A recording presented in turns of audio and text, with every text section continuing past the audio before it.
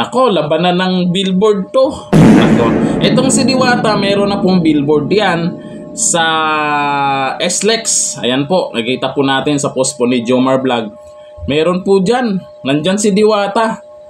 At meron pang mga susunod. Meron daw sa EDSA. Yun ang inaabangan po ng karamihan, yung billboard ni Diwata sa EDSA.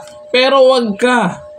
Si Francis Leo Marcos o Norman Mangusin aka Boysing Hot ay meron akong nakita. May billboard din. Ito sa post po ni Cecil Sudjakal.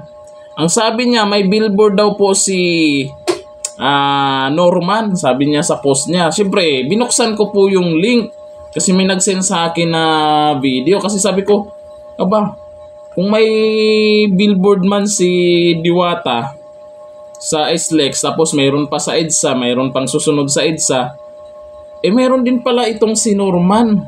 Naku, hindi nagpapatalo. Pag-click ko sa link, eto ang bumungad sa akin. Sus naman. Cecil, Norman Mangusin ang hinahanap kong billboard. Si Francis Leo Marcos. Pati yan yung si Cecil po yan Ito naman si Cecil. Sabi niya dyan sa caption na Billboard of Norman. Sana Ikaw naman Cecil. Kamukha ba? Pwede ba? Pwede?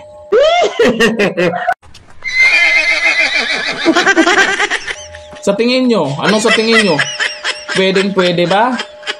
Na mapagkamalang si Norman yan?